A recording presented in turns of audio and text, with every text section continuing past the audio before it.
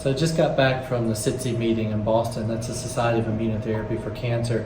It's a big meeting every year. One of my favorite meetings, kind of for me, it's like Christmas time. It's when you learn a lot of the new things. All the researchers get together. Got to meet with a lot of my friends, and so we discussed a lot of the new topics. This year, there seems to be always a key focus.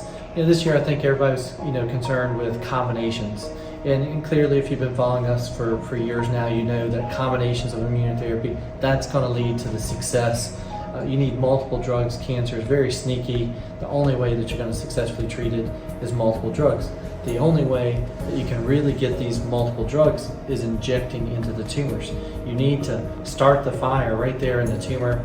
And you can come behind sometimes to use systemic immunotherapy, but to do these drugs and to do multiple drugs, 6, 7, 8, maybe even more drugs you need to inject into the tumor. The other thing, clearly, again, we've been discussing for years now, 7 years, I've been talking about the microbiome, how the bacteria in the intestines is very important for the immune response. They're certainly starting to catch on now in the mainstream medical, and so that was a discussion. They didn't really get into specifics like we do of Akkermansia, fecal bacterium prostnati, Clostridium butyricum, but they mainly just discussed high fiber and the research that they were looking at, 50 grams of fiber a day. Fiber, we know, increases the diversity of the microbiome, which is beneficial for immunotherapy.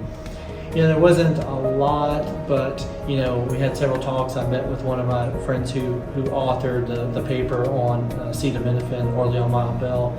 Discussed that there's lots of different drugs that are messing up immunotherapy. We've discussed the acetaminophen, Tylenol. Now there's a new discussion that maybe benzodiazepines, which are used for anxiety, can also affect it. We know there's other drugs. So immunotherapy, very fickle. You have to be careful. You got to watch out for all these things that can make the immunotherapy not work. But again, very interesting meeting. I'm going to discuss more about other more specifics. Things like ATM inhibitors really look like they're going to enhance the immune response. There's other drugs where you're using immunotherapies with small molecule targeting drugs.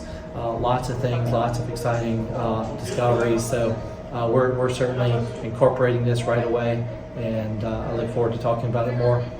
Thank you.